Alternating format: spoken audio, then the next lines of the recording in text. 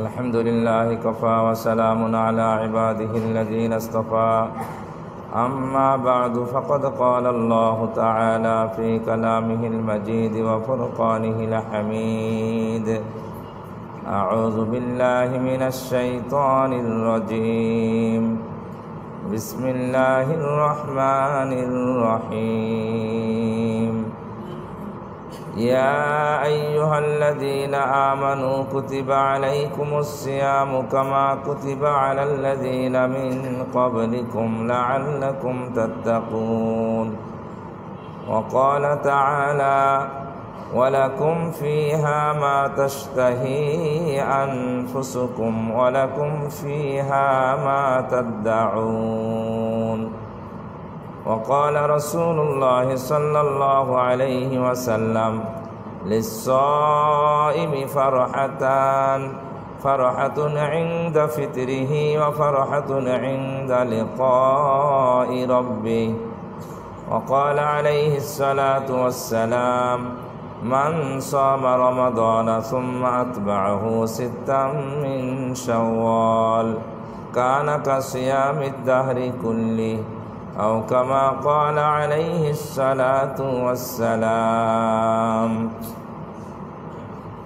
সম্মানিত মুসলিয়ান কিরাম, সমস্ত প্রশংসা আল্লাহ সুবহানাহু ওয়া তাআলার জন্য, যিনি আমাদেরকে অত্যন্ত মহব্বত করে ভালোবেসে আমাদের গুনাহ খাতা মাফ করার জন্য, আমাদেরকে মর্যাদার আসীনে বসানোর জন্য, আমাদেরকে জান্নাত দান করার জন্য পবিত্র মাহে রমজান দান করেছেন।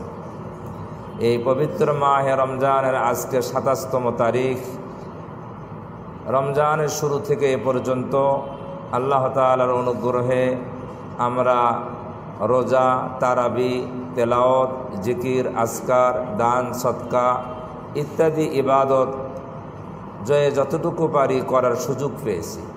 যে মহান সত্তা আমাদেরকে এই সুযোগ দিয়েছেন তার পবিত্র দরবারে কালিমাতুশ শুকর আদায় করি, সকলেই পড়ি আলহামদুলিল্লাহ। রমজানুল মুবারক একেবারেই শেষ পর্যায়ে। রমজান তো আমাদের কাছে কয়েকটি সওগাত নিয়ে এসেছিল। তন্মধ্যে একটি সওগাত হলো যে রহমত, আরেকটি সওগাত হলো মাগফিরাত, আরেকটি সওগাত হলো নাজাত। এই সওগাতগুলো নিয়ে রমজান আমাদের মাঝে এসেছিল। এখন আমরা কে কতটুকু এই উপঢৌকনগুলা আমরা আনন্দ চিত্তে গ্রহণ করেছি এটাই বিবেচ্য বিষয়। যদি আমরা এগুলা গ্রহণ করে থাকি তাহলে কোরআন হাদিসের ভাষ্য অনুযায়ী আমরা ক্ষমা প্রাপ্ত হয়ে গিয়েছি। আর যদি আমরা গ্রহণ না করে থাকি তাহলে আগে যেমন ছিলাম এখন শুধু তেমনটাই নয়, বরং তার চেয়েও আরও ক্ষতিগ্রস্ত। একটা পরিশুদ্ধ হাদিস রয়েছে, রাসূলুল্লাহ সাল্লাল্লাহু আলাইহি ওয়াসাল্লাম একদিন মেম্বারে উঠলেন। মেহরাবে আমার বাম পাশে যেই জায়গাটা আছে এটার নাম কি? মেম্বার। আমাদের ইউনিয়ন বোর্ডের মেম্বার নয়, এটা হলো 3 তাকওয়ালা কি 3টা ধাপ আছে না, এর নাম আরবিতে বলা হয় মেম্বার। তে নবীজি প্রথম ধাপে পা দিলেন, বললেন আমিন। দ্বিতীয় ধাপে পা দিলেন, বললেন আমিন। তৃতীয় ধাপে পা দিলেন, বললেন আমিন।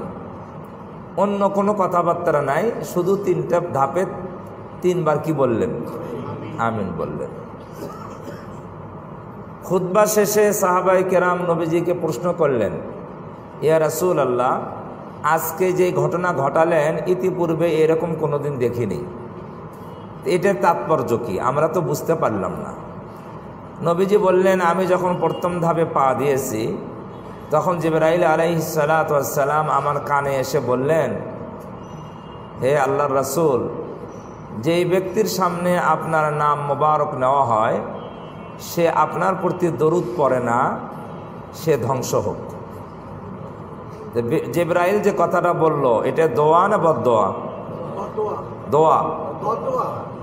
হ্যাঁ, বদদোয়া, খারাপ দোয়া। দোয়া কয় প্রকার? কোনো মানুষের কল্যাণ কামনা করা এটা ভালো দোয়া, আর কোনো মানুষের অকল্যাণ কামনা করা খারাপ দোয়া। কি দোয়া? খারাপ দোয়া। তো জিবরাইল যে দোয়াটা করলেন এটা কি দোয়া? খারাপ দোয়া। এটাকে আমাদের ভাষায় আমরা বলি বদদোয়া। বদ মানে খারাপ, খারাপ দোয়া। তো নবীজি জিবরাইলের দোয়ায় বললেন আমিন। আমিনের অর্থ হলো আল্লাহ কবুল করুন। আল্লাহ কি? তাহলে বোঝা গেল দোয়াকারী হলো জিবরাইল, আর দোয়াকে সমর্থনকারীকে রাসূল সাল্লাল্লাহু আলাইহি সাল্লাম। এতে প্রমাণ হয় এই দোয়া কবুল হবে না। কি? হ্যাঁ, 100% কবুল হবে, ঠিক কি না? দোয়াকারী ফেরেশতা কুল শিরোমণি, আর সমর্থনকারী সমস্ত সৃষ্টিকুল শিরোমণি, ঠিক কি না? তাহলে দোয়াকারীও যেমন, সমর্থনকারীও তার চেয়েও আরো অনেক গুণে কি বেশি পাওয়ারফুল। তাহলে এই দোয়া নিশ্চিত কি হবে? কবুল হবে। নবীজির নাম বললে বা শুনলে দরুদ পড়া ওয়াজিব। দরুদ পড়া কি? না পড়লে খালি এতটুকু, এতক্ষণ কি বুঝলেন? ধ্বংস। কি? ধ্বংস। ধ্বংস। সেই ব্যক্তি কি হবে? ধ্বংস।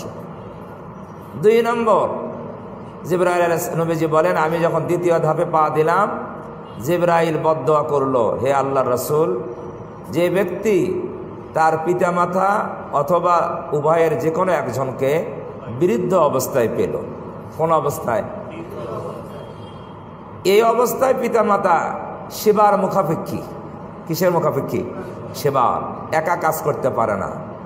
এই অবস্থায় যদি সন্তান পিতামাতার সেবা করে জান্নাত ক্রয় করতে না পারে, তাহলে এই সন্তানও ধ্বংস হোক। নবীজি বলেন আমি বললাম আমিন, আল্লাহ এই বদদোয়াও তুমি কবুল করো। আমি যখন তৃতীয় ধাপে পা দিলাম, জিবরাইল আলাইহিস সালাম বললেন, হে আল্লাহর রাসূল, রমজান মাস যেই মুসলমান পেল, রমজান মাস পাওয়ার পরও নিজের গুনাহ খাতা মাফ করে নিতে পারলো না, এই ব্যক্তিও ধ্বংস হোক। আমি বললাম আল্লাহ কবুল করুন, আমিন।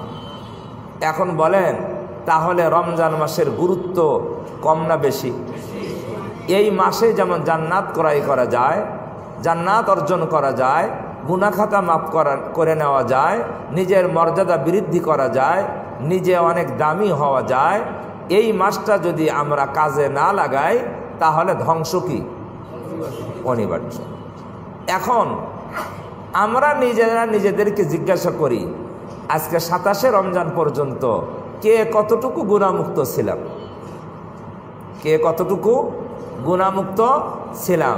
কে কতটুকু রহমতের পথে হাঁটছি, মাগফিরাতের পথে হাঁটছি, নাজাতের পথে হাঁটছি? আমরা কিন্তু নিজের বিচার নিজেই করতে পারি কি না? পারি। আমার মনে হয় আমাদের সকলেরই কম বেশি ত্রুটি রয়েই গেছে, ত্রুটি আছে। আমরা 16 আনা কি করতে পারি নাই? গুনাহমুক্ত জীবনযাপন করতে পারি নাই। তার বিভিন্ন কারণ রয়েছে, বিভিন্ন কারণ।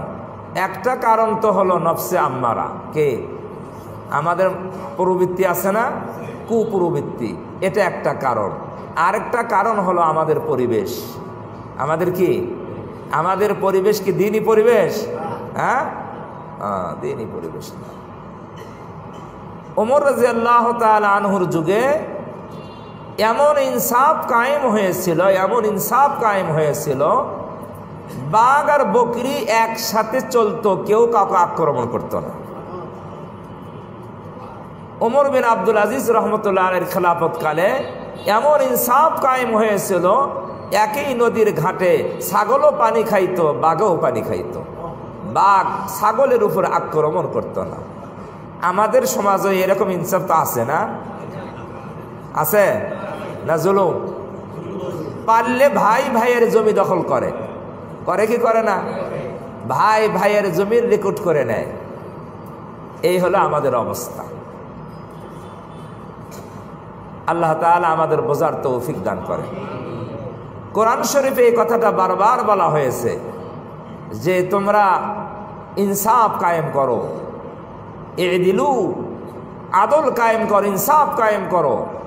আবার ইনসাফ কায়েম করতে গিয়ে তোমরা কারো প্রতি জুলুম করো না। ইনসাফ কায়েম করতে গিয়েও কি হয়? জুলুম হয়। এটা সাবধান। বলবেন ইনসাফ কায়েম করতে গিয়ে জুলুম কিভাবে হয়? কেউ যদি অন্যায়ভাবে আপনাকে একটা থাপ্পড় দেয়, কি দেয়? থাপ্পড়, অন্যায়ভাবে, তাহলে এই থাপ্পড় দেওয়াটা জুলুম কিনা? জুলুম। এই জুলুমের প্রতিশোধ নেওয়া তো জায়েজ। প্রতিশোধ নেওয়া কি জায়েজ। প্রতিশোধ কিভাবে নেবেন? আপনিও একটা কি দিবেন? থাপ্পড় দিবেন। তাহলে সে একটা থাপ্পড় দিল, আপনিও থাপ্পড় দিলেন, এটা প্রতিশোধ হয়ে গেল। শরীয়তে এই প্রতিশোধ জায়েজ, কি জায়েজ। তবে এই প্রতিশোধ নিতে গিয়ে জুলুম হতে পারে। আবার কি হতে পারে? প্রতিশোধ তো জায়েজ, কিন্তু প্রতিশোধ নিতে গিয়ে জুলুম হতে পারে। কিভাবে? যে এই ব্যক্তি আপনাকে থাপ্পড় দিয়েছিল, ওই থাপ্পড়ের ওজন যদি হয় 1 কেজি, কত? 1 কেজি। যে থাপ্পড় খায় আপনার তো রাগ উঠছে না, ওঠে নাই?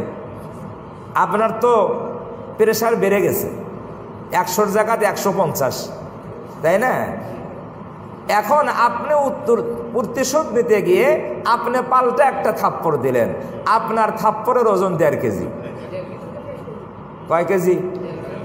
এখন বলেন জুলুম কতটুকু হয়েছে? 1/2 কেজি জুলুম, 1 কেজি প্রতিশোধ। 1 কেজি প্রতিশোধ, 1/2 কেজি জুলুম। আমার কথা কি বোঝেন?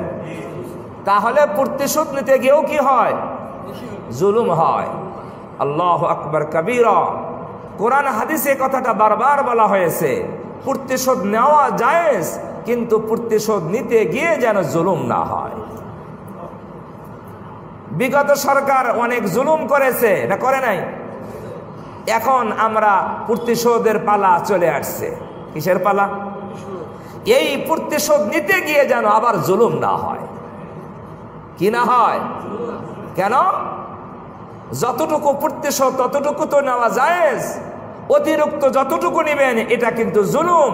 সে যেমন জালেম ছিল, আপনি অতিরিক্ত নেওয়ার কারণে আপনিও জালেমের খাতায় গণ্য হয়ে যাবেন। আমাদের কিন্তু এই হুঁশটা আছে? একেবারেই শূন্যের কোঠায় এই হুঁশ। ইসলাম এ কথা বলেছে যে জুলুমের প্রতিশোধ নিতে গিয়ে কি করা যাবে না? জালেম হওয়া যাবে না। সাহাবায়ে কেরাম রাদিয়াল্লাহু তাআলা আনহুম পুরাটা জীবন এই শিক্ষা দিয়েছেন মুসলিম বিশ্বকে। সাহাবায়ে কেরামের জীবন যদি আমরা দেখি, তাদের জীবনে এটাই ছিল। তারা প্রতিশোধ নিতে গিয়ে কত সাবধানতা অবলম্বন করেছে। সাবধানতা, একটা ঘটনা বলবো। আলী রাদিয়াল্লাহু তাআলা আনহু কোন এক যুদ্ধের ময়দানে কাফেরের সাথে যুদ্ধ করতেছেন। যুদ্ধ করতে করতে কাফেরকে ধরাশায়ী করে ফেলছেন। কাফের নিচে হযরত আলী বুকের উপরে, হাতে কি? তরবারি। এখন পালা কি? হত্যা করা। যুদ্ধের ময়দানে হত্যা জায়েজ না না জায়েজ? কয়েকটা ক্ষেত্রে মানুষ হত্যা কি? কয়েকটা ক্ষেত্র জানেন তো? কয়টা ক্ষেত্র? 1 নম্বর যুদ্ধের ময়দানে। যুদ্ধের ময়দানে অমুসলিমকে হত্যা করা কি? আর এমনি আপনার বাড়ির পাশে অমুসলিম আছে, স্বাভাবিকভাবে তাকে হত্যা করা জায়েজ? হ্যাঁ, না। যুদ্ধের ময়দানে অমুসলিমকে হত্যা করা কি? জায়েজ। 2, কোন ব্যক্তি যদি কাউকে অন্যায়ভাবে হত্যা করে, তাহলে হত্যার বদলায় তাকে হত্যা করা, হত্যার বদলায় কিসাস নেওয়া। ওয়ালাকুম ফিল কিসাস হায়াতুন ইয়া উলিল আলবাব। আল্লাহ বলেন কিসাসের মধ্যে ও জ্ঞানীরা জীবন রয়েছে, জীবন রয়েছে। ওয়ালাকুম ফিল কিসাস হায়াত। হায়াত মানে কি? জীবন। কিসাসের মধ্যে, কিসাস মানে কি? হত্যার বদলায় হত্যা। হত্যাকারীকে, খুনিকে কি করা? প্রমাণিত হলে, কেউ যদি খুনি প্রমাণিত হয়ে যায়, তাহলে তার বিচার কি?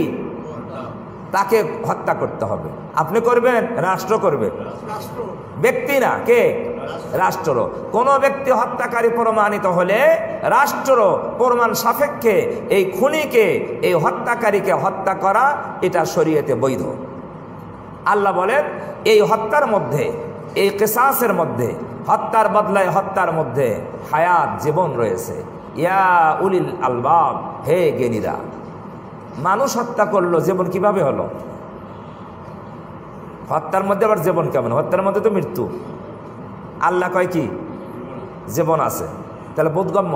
আবার এখানে আল্লাহ বলছেন ইয়া উলিল আলবাব, হে জ্ঞানীরা। মূর্খদেরকে বলে নাই। ওয়ালাকুম ফিল কিসাস হায়াতুন ইয়া উলিল আলবাব, হে জ্ঞানীরা। এই কিসাসের মধ্যে কি আছে? জীবন রয়েছে। মুফাসসিরিনে কিরাম বলেন আপনারা তো জ্ঞানী মানুষ, জ্ঞানী না? আপনারা তো বোঝার কথা, বুঝে ফেলছেন। আপনারা বোঝেন নাই? হ্যাঁ, বোঝেন নাই। অনেকেই বুঝছেন না, বুঝে থাকলে আমি বলি। আল্লাহ বলছেন এই কিসাসের মধ্যে জীবন আছে। এ কথার মর্ম হলো যখন কেউ অন্যায়ভাবে কাউকে হত্যা করবে আর প্রমাণ সাপেক্ষে হত্যাকারী যদি প্রমাণিত হয়ে যায়, যদি প্রকাশ্যে তাকে হত্যা করা হয়, তাহলে এর মধ্যে জীবন আছে। কথার অর্থ হলো এরকম মানুষকে অন্যায়ভাবে হত্যাকারী হত্যা করার প্রবণতা যাদের মধ্যে আছে, এই মানুষগুলা বিরত হবে। কি হবে? আর হত্যা করবে? যে আমি যদি অন্যায়ভাবে হত্যা করি, ওই ব্যক্তি অন্যায়ভাবে হত্যা করে যেমন তার নিজেকে মরা লাগছে, আমি অন্যায়ভাবে হত্যা করলে আমাকেও মরতে হবে। তাহলে এই ভয়ে অন্যায়ভাবে কাউকে হত্যা করবে না। যখন অন্যায়ভাবে কাউকে হত্যা করবে না, তাহলে যেই মানুষগুলোর মধ্যে হত্যা করার প্রবণতা ছিল, এই মানুষগুলো হত্যা করা থেকে বিরত হলো, তাহলে হাজারো মানুষ হত্যার থেকে বেঁচে গেল। হাজারো মানুষ কি হলো? হত্যার থেকে বেঁচে গেল। তার মানে কি? জীবন। এই জন্য আল্লাহ বলছেন ওয়ালাকুম ফিল কিসাসি হায়াতুন ইয়া উলিল আলবাব, হে জ্ঞানীরা, কিসাসের মধ্যে জীবন রয়েছে। যাই হোক, আমি ওদিকে যাব না। আমি কোন কথা বলতেছিলাম? আলী রাদিয়াল্লাহু তাআলা আনহু প্রতিশোধ নেওয়া, এই ঘটনার থেকে যে ঘটনা বলছি। কাফেরকে ধরাশায়ী করছে, এখন হত্যা করবে। কাফের নিচে, উনি উপরে। পরাজিত শক্তি নিচে, উনি উপরে। নিচ থেকে যখন তাকে জবাই করবে, হত্যা করবে, নিচ থেকে তার চেহারার দিকে, আলীর চেহারার দিকে থুতু নিক্ষেপ করছে। থুতু। পরাজিত শক্তি যদি বিজয়ী শক্তিকে থুতু নিক্ষেপ করে, রাগ কমবে না বাড়বে? হ্যাঁ, বাড়বে। একের নিচে তারপরেও থুতু নিক্ষেপ করছে। ভালো মানুষকেই থুতু নিক্ষেপ করলে রাগ বেড়ে যায় না, বাড়ে না? তাহলে এই অবস্থায় থুতু নিক্ষেপ করলে রাগ কত বাড়া দরকার? আলী রাদিয়াল্লাহু তাআলা আনহু রাগ হয়েছেন, সাথে সাথে ওই পরাজিত কাফেরকে ছেড়ে দিয়েছেন। কি করেছেন? রাগ করে? রাগ করে ছেড়ে দিয়েছেন না রাগ কন্ট্রোল করে ছেড়ে দিয়েছেন? রাগ করে তো হত্যা করার কথা, রাগ কন্ট্রোল করেছেন। ওই মুহূর্তে রাগ কন্ট্রোল করার কথা নয়। হাতে আপনার শক্তি, তরবারি, আপনার প্রতিপক্ষ আপনার নিচে, রাগ কি কন্ট্রোল করার কথা? রাগ কন্ট্রোল করেছে, করে তাকে ছেড়ে দিয়েছে। কাফের তো হতভম্ব, বলে কি ব্যাপার? এই মুহূর্তে আমাকে তো আরো বেশি শাস্তি দিয়ে হত্যা করার কথা, তুমি কেন আমাকে ছেড়ে দিলে? হযরত আলী বলে, এই আল্লাহর দুশমন কাফের, শোন, এতক্ষণ আমি যুদ্ধ করতেছিলাম আল্লাহর রেজামন্দির জন্য। কার জন্য? আল্লাহর হুকুম বাস্তবায়নের জন্য যুদ্ধ করতেছিলাম।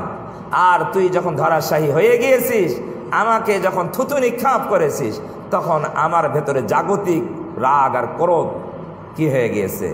এটা বেড়ে গেছে। জাগতিক, দিনের জন্য না, আল্লাহর জন্য না, জাগতিক কারণে আমার উপরে রাগ চলে এসেছে। এখন আমি চিন্তা করিলাম, এই মুহূর্তে যদি তোকে আমি হত্যা করি, কিয়ামতের দিন যদি আল্লাহ বলেন, আলী তুই কি আমার জন্য তাকে হত্যা করছিস, না তোকে তোর মুখে থুতু মেরেছিল, এই কারণে তুই হত্যা করেছিস। বলেন, এই সূক্ষ্ম মুহূর্তে এই বিবেচনা করা, এই বিচার করা কত বড় কথা, এটা কল্পনা করা যায়? এই মুহূর্তে এত বড় বিচক্ষণতার সাথে এই বিচার করা, এটা ছোটখাটো বিষয় না, বড় বিষয়। এটা কল্পনাই করা যায় না। এই যোগ্যতা কিভাবে সাহাবায়ে কেরামের হলো? সাহাবায়ে কেরামের এই যোগ্যতা, এই বিচক্ষণতা, এই মুহূর্তে এই ইনসাফ আল্লাহর নবীর সহবত থেকে সাহাবায়ে কেরাম অর্জন করেছিলেন। আমাদের কি এরকম আল্লাহওয়ালাদের সহবত আছে? নাই। বিচক্ষণতা আসবে কোত্থেকে? নাই। জোর যার মূল্যতা। পট পরিবর্তন হয়ে গেলে আর কোনো বিবেচনা আমাদের থাকে না, কোনটা ন্যায় কোনটা অন্যায় এটার বিবেচনা আমাদের থাকে না। আমি খুব বলিষ্ঠ কণ্ঠে বলতেছি সকল মুসলমানদেরকে, সকল বাংলাদেশিদেরকে, যে কোনো কাজ করবেন ইনসাফের সাথে করবেন। কিসের সাথে? ইনসাফের সাথে। কারণ বদলা নিতে গিয়ে নিজে জালেম হবেন না, নিজে জালেম হবেন না।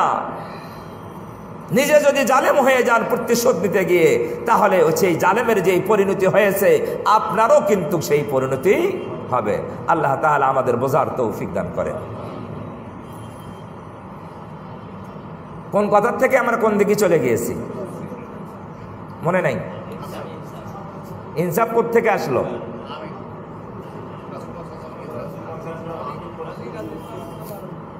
আমারও মনে নেই, আপনারও মনে নেই। হ্যাঁ হ্যাঁ হ্যাঁ হ্যাঁ আল্লাহ আল্লাহ আল্লাহ আল্লাহ আমাদেরকে রহম করেন, রহম করেন, দয়া করেন। তো যে কথা আমি বলতেছিলাম, মূল কথা হলো যে রমজান মাস আমরা পেয়েছি। এই রমজান মাসে যদি গুনাহ খাতা মাফ করে নিতে না পারি, তাহলে আমাদের জন্য ধ্বংস কি অনিবার্য। এখনও রমজান মাসের কয়েকটা দিন বাকি আছে। এই জন্য এই সুযোগ যেন হাতছাড়া না হয়। এখনও আমরা তওবা ইস্তেগফার করে, কান্নাকাটি করে, রোনা জারি করে যেন আমরা ক্ষমা প্রাপ্ত হতে পারি, এই চেষ্টা অব্যাহত রাখতে হবে। 3 দিন চেষ্টা করে যদি ক্ষমা পাওয়া যায়, এটা কি খারাপ না ভালো? 3 দিন সব কাজ বাদ দিতে পারবো? সব বাদ। সব কাজ কি? দোকানদারি বাদ, ব্যবসা বাদ, রুগী দেখা কি বাদ, সব বাদ। একেবারে আল্লাহর ধ্যানে মগ্ন হয়ে যায়।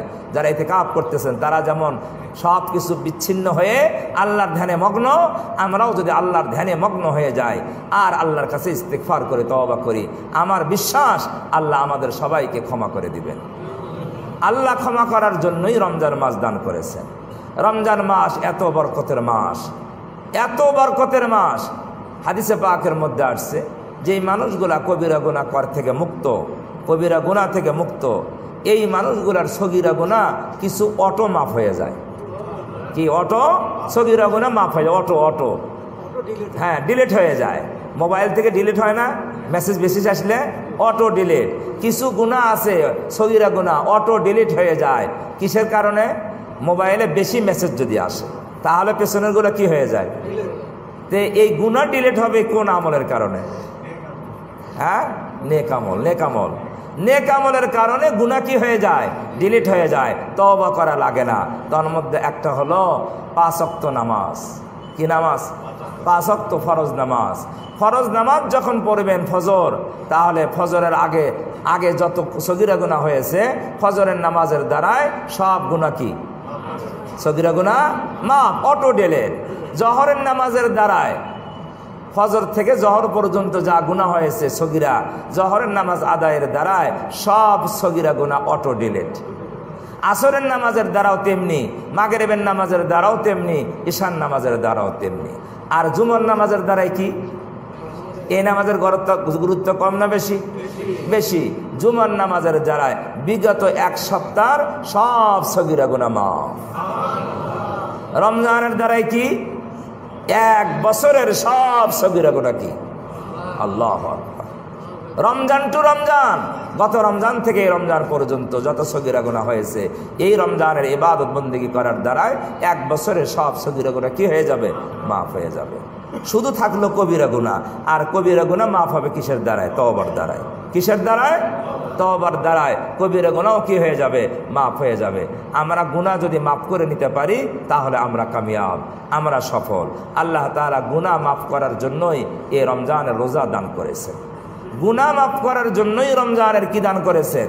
রোজা দান করেছেন, তারাবি দান করেছেন, লাইলাতুল কদর দান করেছেন, এই গুনাহ মাফ করার জন্যই। তাহলে এত সুযোগ পাওয়ার পরেও যদি আমরা গুনাহ মাফ করে নিতে না পারি, তাহলে অবশ্যই আমরা ক্ষতিগ্রস্ত হয়ে যাব।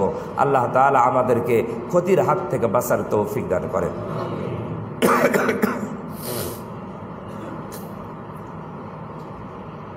রমজানুল মুবারক মূলত এটা একটা প্রশিক্ষণের মাস। কিসের মাস? প্রশিক্ষণের মাস। প্রশিক্ষণটা কিসের? কিসের প্রশিক্ষণ? আমরা যে রোজা রাখতেছি, কি আমরা কোনো প্রশিক্ষণ করতেছি? কি প্রশিক্ষণ? ওই যে না খায় আসি, এই যে তো সংযম, বিরত থাকা, এই প্রশিক্ষণ। কিসের প্রশিক্ষণ? না খায়া থাকা, সংযম করা, এটা এতটুকু সংযম। কিন্তু এর ভেতরে যেই রহস্য আছে, এই রহস্য আমরা উদ্ঘাটন করতে পারি না। আমরা মনে করি সবে সাদেক থেকে নিয়ে সূর্য অস্তমিত হওয়া পর্যন্ত পানাহার যৌন ক্রিয়া থেকে বিরত থাকলেই কি হয়ে গেল? রোজা হলো। কিন্তু এখানে অন্তর্নিহিত কি প্রশিক্ষণ দেওয়া হচ্ছে, এটা আমরা অনুধাবন করতে পারতেছি না। আমি মনে করি রমজান মাসে কোরআনের আলোকে আমরা যা বুঝতে পারি সেটা হলো শরীয়তের লাগাম আমাদেরকে পরিধান করা দরকার। কিসের লাগাম? শরীয়তের একটা লাগাম আছে। লাগাম বুঝি তো? কি কানে ধরে না?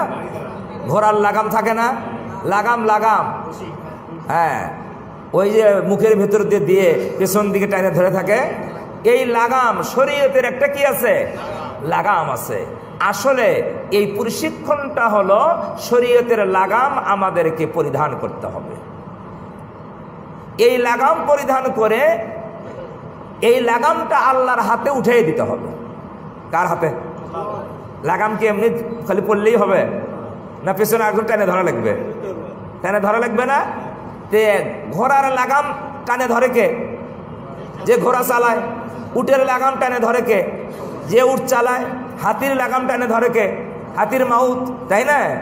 এই জন্য লাগাম, আমার লাগাম টানে ধরবে কে? এই আমার লাগাম আল্লাহর কুদরতি হাতে অর্পণ করতে হবে। লাগাম বলবেন, লাগামটা কি? লাগামটা হলো এই রমজানের যেই প্রশিক্ষণ, সেই প্রশিক্ষণটা হলো বিরত থাকা। বিরত থাকা হলো গুনাহ থেকে বিরত থাকা। কি থেকে? এই গুনাহ থেকে বিরত থাকার লাগাম পরাইতে হবে। গুনাহ থেকে বিরত থাকার লাগাম। গরুর মুখে কি দেয়? লাগাম দেয় না? গরু যারা গরু চড়ায়, গরুর জমির আল দিয়ে, হ্যাঁ, টোপা দেয়, লাগাম দেয়। যদি জমির অন্য জমির আবাদ ক্ষেত খাইতে যায়, আর কি করে? টানে ধরে না? আর গরু আর অন্যের ক্ষেত খাইতে পারে না। ঘাস খা, কি খাইতে বলে? ঘাস খা। কারো আশেপাশের ক্ষেত খাওয়া যাবে না। এটা হলো লাগাম, টেনে ধরা।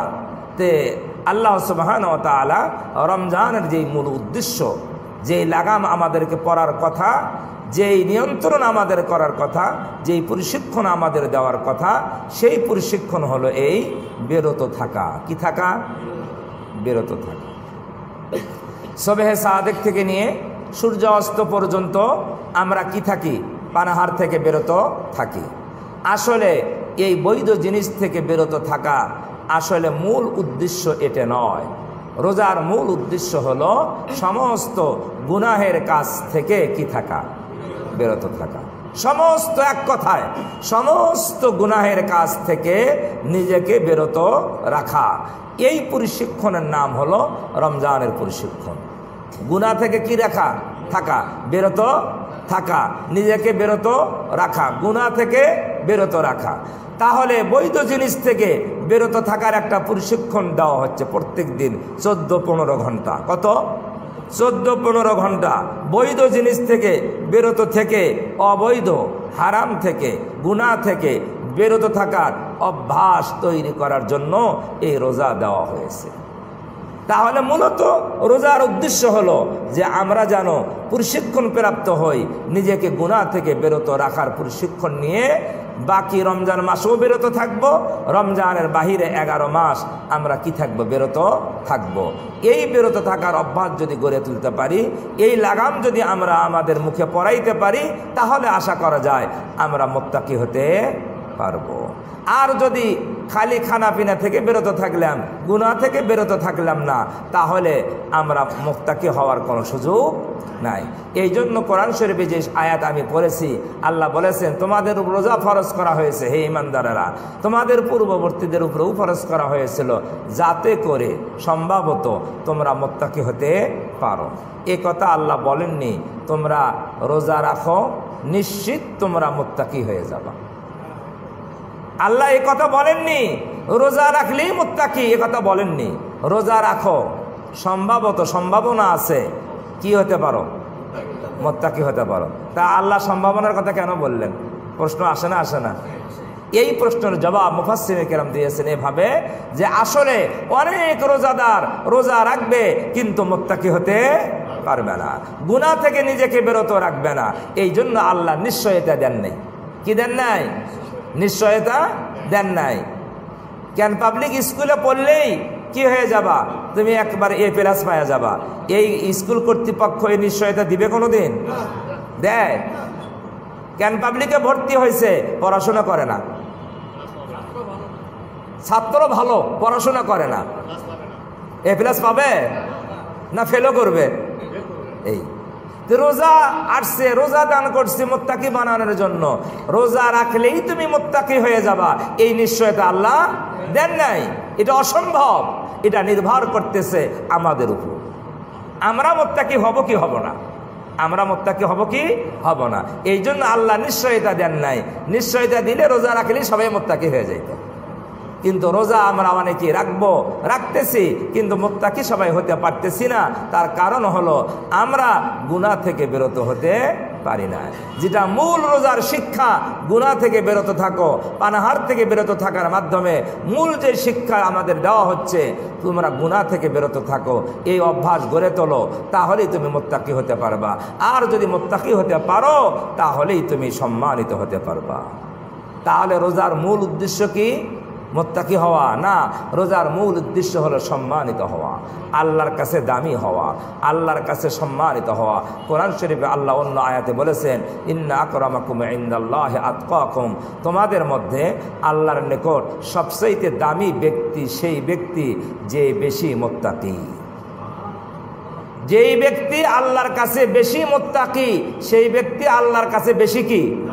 সম্মানিত ব্যক্তি। আল্লাহর কাছে সম্মানিত ব্যক্তি, দামি ব্যক্তি, মর্যাদার অধিকারী ব্যক্তি, মর্যাদাশীল ব্যক্তি হলো যে যত খোদা ভীরু, যে যত মুত্তাকি, যে যত গুনাহ থেকে বিরত থাকে, এই ব্যক্তি আল্লাহর কাছে সম্মানিত। আর রোজার উদ্দেশ্য বলা হচ্ছে যে মুত্তাকি হবে, সে এটা হলো মুত্তাকি বানানোর জন্যই রোজা ফরজ করা হয়েছে। তাহলে মুত্তাকি হলে কি হয়? কি হয়? আল্লাহর কাছে কি হয়? সম্মানিত হয়। মুত্তাকি হলে আল্লাহর কাছে সম্মানিত হয়। দুই আয়াত যদি একত্র করেন তাহলে অর্থ দাঁড়ায় আল্লাহ রোজা ফরজ করেছেন মানুষকে দামি বানানোর জন্য। কি বানানোর জন্য? আর মানুষ দামি হবে কখন? যখন গুনাহ মুক্ত জীবনযাপন করবে। মানুষ দামি কখন হবে? গুনাহমুক্ত জীবনযাপন করবে। এ কথাটাই অন্যভাবে বলা হয়েছে কোরআন শরীফে হামিম সাজদার মধ্যে, ওয়ালাকুম ফিহা মা তাশতাহি আনফুসুকুম ওয়ালাকুম ফিহা মা তাদউন। দুনিয়াতে মানুষ জীবনযাপন করে দুইভাবে। কয়ভাবে? দুইভাবে। একভাবে জীবনযাপন করে মানুষ স্বাধীনভাবে জীবনযাপন করে, শরীয়তের লাগাম তার মুখে পড়ায় না, যখন যা ইচ্ছা তাই করে, যা ইচ্ছা তাই ভক্ষণ করে, যেখানে ইচ্ছা তাই যায়, আল্লাহর হুকুম আছে কিনা সেদিকে তার কোনো খেয়াল নাই। স্বাধীনভাবে জীবনযাপন করে, নিজের নফসে আম্মারা যা বলে তাই শোনে, শয়তান যেদিকে তাকে পথ দেখায় সেই দিকেই সেই পথ চলে। আল্লাহর হুকুমের পরোয়া করে না, নবীর বিধানের পরোয়া করে না, নিজের ইচ্ছা মতো জীবনযাপন করে, নিজের শরীয়তের লাগাম সে নিজেকে পড়ায় না, লাগাম দিয়ে নিয়ন্ত্রিত জীবন সে করে না। এইরকম এক ধরনের মানুষ পৃথিবীতে আছে, লাগামহীন জীবনযাপন করে, শরীয়তের কোনো পরোয়া করে না, ইসলামের কোনো পরোয়া করে না, আল্লাহর বিধান নবীজির সুন্নাহর কোনো পরোয়া করে না, যা ইচ্ছা তাই বলে, জবান আছে বলে দেয়, যা ইচ্ছা তাই সিদ্ধান্ত নেয়, যা ইচ্ছা তাই করে, স্বাধীনভাবে জীবনযাপন করে। এই এক ধরনের মানুষ আছে যারা শরীয়তের লাগাম ব্যবহার করে না, আরেক ধরনের মানুষ পৃথিবীতে আছে যারা শরীয়তের লাগাম ব্যবহার করে, যা ইচ্ছা মনে যা চায় তাই করে না, নফসে আম্মারা যা বলে তার উল্টা করে, শয়তান যা বলে তার উল্টা করে, আল্লাহর বিধানের বিপরীত কোনো কাজ করে না। এই এক ধরনের মানুষ শরীয়তের লাগাম পরে জীবনযাপন করে। মানুষ হলো দুই ধরনের। রমজান প্রশিক্ষণ দেয় লাগাম পরার প্রশিক্ষণ, যারা এই প্রশিক্ষণ দিয়ে নিজের জীবনকে নিয়ন্ত্রণাধীন জীবনযাপন, নিয়ন্ত্রণের ভেতরে জীবনযাপন করবে, আল্লাহ তাদের শানে সূরা হামিম সাজদায় বলেন, ওয়ালাকুম ফিহা মা তাশতাহি আনফুসুকুম ওয়ালাকুম ফিহা মা তাদউন। যারা নিয়ন্ত্রণাধীন জীবনযাপন করবে, শরীয়তের লাগাম পরে যারা জীবনযাপন করবে, স্বাধীন জীবনযাপন যারা করবে না, আল্লাহ যেভাবে চলতে বলে সেভাবেই চলে, নবী যেভাবে চলতে বলে সেভাবেই চলে, আল্লাহ বলেন এই মানুষগুলোকে কিয়ামতের দিন আমি স্বাধীন করে দিব। তাদের আর লাগাম থাকবে না, তাদের আর নিয়ন্ত্রণ থাকবে না, তারা স্বাধীন হয়ে যাবে। শুধু স্বাধীন নয়, আল্লাহ বলেন ওয়ালাকুম ফিহা মা তাশতাহি আনফুসুকুম, তোমরা এমন স্বাধীন হয়ে যাবা, দুনিয়াতে তোমরা লাগাম নিয়ে চলার কারণে, নিয়ন্ত্রণ জীবনযাপন করার কারণে, আখিরাতে জান্নাতে তোমাদেরকে স্বাধীন বানায় দিব। তোমরা এমন স্বাধীন হয়ে যাবা, তোমাদের আর কোনো নিয়ন্ত্রণ থাকবে না, আর কোনো নিয়ন্ত্রণ তোমাদেরকে নিয়ন্ত্রণে রাখা হবে না। ওয়ালাকুম ফিহা মা তাশতাহি আনফুসুকুম, তোমাদের মন সেই দিন যা চাবে, মন যা চাবে তোমরা তাই সেই দিন পেয়ে যাবা। মন যা চাবে, যখন মন যা চাবে, যেভাবে চাবে সেইভাবেই তারা পেয়ে যাবে। তাহলে এটা কি স্বাধীন জীবন হলো কিনা? হ্যাঁ, আর কি নিয়ন্ত্রণ থাকবে? আর নিয়ন্ত্রণ থাকবে না, নিয়ন্ত্রণ মুক্ত হয়ে যাবে জান্নাতে, আর কোনো নিয়ন্ত্রণ লাগাম পরা হবে না, যা চাবে তাই দেওয়া হবে। যারা দুনিয়াতে নিয়ন্ত্রণের মাধ্যমে জীবনযাপন করবে, শরীয়তের লাগাম পরে জীবনযাপন করবে, আল্লাহ ওয়াদা করেছেন তাদেরকে জান্নাতে লাগামহীন নিয়ন্ত্রণহীন জীবন দান করবেন। জোরে বলেন সুবহানাল্লাহ। নিয়ন্ত্রণহীন, যা চাবে তাই পাবে, কোনো নিয়ন্ত্রণ নাই। ওয়ালাকুম ফিহা মা তাদউন, যা দাবি করবে তাই পাবে, যা দাবি করবে তাই পাবে। এমন জীবন কি আমরা চাই? হ্যাঁ, এমন জীবনে তো আকাঙ্ক্ষা করা দরকার। তাহলে এই অনন্তকালের জীবন লাগামহীন, নিয়ন্ত্রণহীন, ইচ্ছাধীন অনন্তকালের জীবন যদি আমরা পেতে চাই, তাহলে দুনিয়ার সংক্ষিপ্ত জীবন, এই অল্প জীবন, স্বল্প জীবন যদি আমরা নিয়ন্ত্রণের মধ্যে চলতে পারি, স্বল্প সময় যদি নিয়ন্ত্রণের মধ্যে নিজেকে নিয়ন্ত্রণের মধ্যে চালাইতে পারি, তাহলে অনন্তকালের জীবন, নিয়ন্ত্রণের মুক্ত জীবন পেয়ে যাব। আল্লাহ তাআলা আমাদের সকলকে রমজানের এই শিক্ষা গ্রহণ করে আখিরাতে নিয়ন্ত্রণহীন জীবন সকলের নসিব করেন। সবাই বলি আমিন। আমি দুইটা হাদিস পড়েছি। নবীজি সাল্লাল্লাহু আলাইহি সাল্লাম বলেন, লিস-সাইমি ফারহাতান, ফারহাতুন ইনদা ফিতরিহি ওয়া ফারহাতুন ইনদা লিকাই রাব্বিহি। আমরা যারা প্রকৃত রোজাদার, কি রোজাদার? প্রকৃত রোজাদার। প্রকৃত রোজাদারের সংজ্ঞা কি? কি সংজ্ঞা? যারা গুনাহমুক্ত জীবনযাপন করে। গুনাহমুক্ত শুধু রোজা রাখা নয়, গুনাহমুক্ত কি জীবনযাপন করে প্রকৃত রোজাদার। এই রোজাদারের দুইটা খুশি। কয়টা? দুইটা খুশি। প্রকৃত রোজাদার যারা, নবীজি বলেন লিস-সাইমি ফারহাতান, দুইটা খুশি রোজাদারের জন্য। ফারহাতুন ইনদা ফিতরিহি, একটা খুশি হলো কিসের খুশি? ঈদের খুশি। কিসের খুশি? ঈদের খুশি। ঈদের খুশি, ঈদের দিনের খুশি। প্রকৃত রোজাদার যারা, তারা ঈদের দিনে খুশি করে। আচ্ছা বলেন তো খুশিটা কিসের? এতদিন সারাদিন খাওয়া দাওয়া, 1 মাস খাওয়া দাওয়া হয় নাই, এখন খাইতে পারবো, এই খুশি না? আস্তাগফিরুল্লাহ, আস্তাগফিরুল্লাহ, এটা খুশি? আস্তাগফিরুল্লাহ। আমরা আসলে খুশির মর্মও বুঝি না। হ্যাঁ, আসলে আমরা কেন খুশি? রোজাদার কেন খুশি হবে?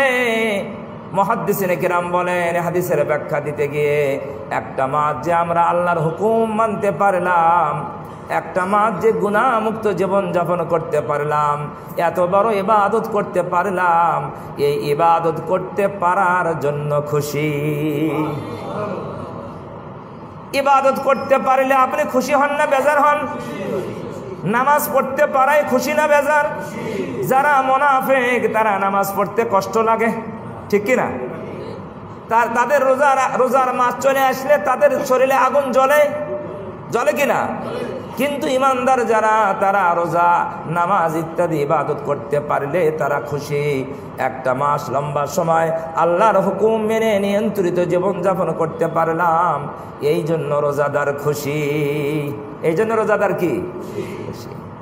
এই রোজাদার যখন ঈদের মাঠে চলে যায়, আল্লাহর পক্ষ থেকে রাস্তার মোড়ে মোড়ে ফেরেশতারা দাঁড়িয়ে যায়, আর ফেরেশতারা বলে, আল্লাহর বান্দা, তোমরা একটি মাস নিয়ন্ত্রিত জীবন যাপন করলে, আল্লাহর বিধান তোমরা কায়েম করলে, ঈদের মাঠে তোমরা চলে আসলে, তোমরা এটা কামনা করো, তোমরা বিশ্বাস করো আল্লাহ তোমাদের গুনাহ খাতাগুলা মাফ করে দিয়েছেন। আজকে পুরস্কারের দিন।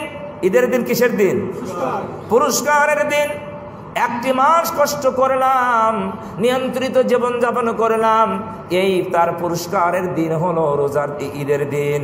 আচ্ছা বলেন, যেই দিন যে পুরস্কার পায় ওই দিনটা খুশির দিন না কষ্টের দিন? এই জন্য ঈদের দিন হলো পুরস্কারের দিন। পুরস্কারটা কি? ফেরেশতা বলে, তোমাদের গুনাহগুলা মাফ করে দেওয়া হলো। পুরস্কার শুধু গুনাহ মাফই নয়, ফেরেশতারা বলে, ওয়াস্তাবদিল যুনুবা, তোমাদের গুনাহগুলোকে নেকির দ্বারায় পরিবর্তন করে দেওয়া হলো। শুধু তোমাদের গুনাহ মাফ নয়, তোমাদের গুনাহগুলো মাফ করা হলো, তোমাদের গুনাহগুলোকে নেকের দ্বারায় পরিবর্তন করা হলো। ফেরেশতারা বলে, ও আল্লাহর বান্দা রোজাদারেরা, তোমরা এখন আনন্দ চিত্তে নিজ নিজ বাড়ি ঘরে চলে যাও। তাহলে ঈদের দিন এটা আনন্দের দিন রোজাদারের জন্য। এই অনুভূতি নিয়ে যারা রোজা রাখে তারা সেই অনুভূতিতে সেই দিন আনন্দে কি হয়ে যায়, বিভোর হয়ে যায় যে আজকে আমাদেরকে আল্লাহর পক্ষ থেকে পুরস্কার দেওয়া হচ্ছে। হাদিসের দ্বিতীয় অংশ নবীজি বলেন, ওয়াইন্দা লিকাই রাব্বিহি, আর রোজাদারের আরেকটি খুশি হলো, দ্বিতীয় খুশি হলো কিয়ামতের ময়দানে আল্লাহর সঙ্গে যখন দিদার হবে, মোলাকাত হবে, ওই আল্লাহর দিদারের খুশি। আল্লাহর সঙ্গে যখন দিদার হবে তখন খুশি হবেন না বেজার হবেন? আল্লাহ দেখতে মনে চায়? চায়? দুনিয়াতে দেখা যাবে না? যাবে না। মুসা আলাইহিস সালাম দেখতে পারে নাই, দেখা যাবে না। আখিরাতে দেখা যাবে। রোজাদাররা আল্লাহর সঙ্গে সাক্ষাৎ হবে, মোলাকাত হবে, দিদার হবে। এই জন্য ওই দিদারের মুহূর্তে যে আনন্দ অনুভূতি, যখন যে আনন্দ অনুভব হবে, এর চেয়ে বড় নিয়ামত আর মুমিনের জীবনে জান্নাতেও পাবে না, দুনিয়াতেও পাবে না। সবচেয়ে বড় নিয়ামত হলো কিয়ামতের দিন আল্লাহর সঙ্গে যখন দিদার হবে। এই দিদার নসিব হবে রোজাদারের। এই দিদারের সময় হবে আরেকটা আনন্দ, আরেকটা কি খুশি। লম্বা সময় ওইদিকে যাব না, এই ব্যাখ্যা এখানে রেখে দিলাম, আর ব্যাখ্যা দেওয়া গেল না। তার রোজাদারের খুশি কয়টা? দুইটা। ঈদের খুশি, আরেকটা খুশি কিসের? আল্লাহর সঙ্গে দিদারের খুশি, মোলাকাতের সময় খুশি।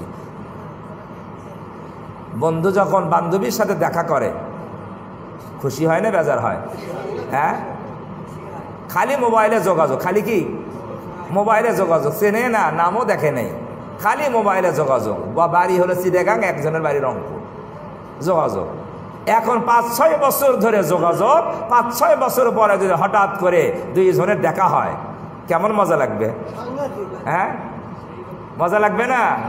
একেবারে আনন্দে আত্মহারা হয়ে যাবে, একে একবারে হারিয়ে যাবে, ঠিক নাকি? কেউ কিছু আর হুঁশ থাকবে না। এতদিনের পরে বন্ধু বান্ধবীর সাথে দেখা, এটা আর কি মজা?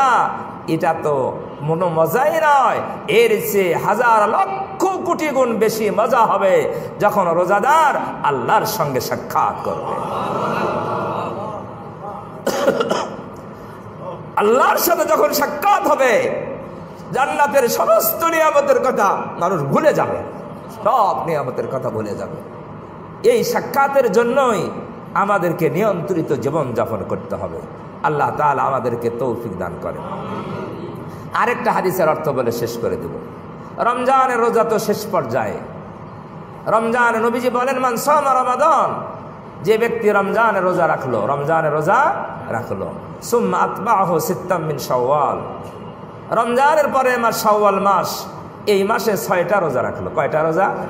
6টা রোজা রাখলো। কানা কা সিয়ামিদ দাহরি কুল্লি, নবীজি বলেন সে যেন সারা বছর রোজা রাখলো। রমজানের 30 বা 29 আর রমজানের পরে কয়টি? এই 6টি কি একসাথে না ভাঙ্গে ভাঙ্গে? হ্যাঁ, কোনো শর্ত নেই, কোনো শর্ত, ভাঙ্গে ভাঙ্গে করেন আর একসাথে করেন, কোনো শর্ত নাই। পুরো মাসে করলেই হলো, পুরো মাসে করলেই হলো।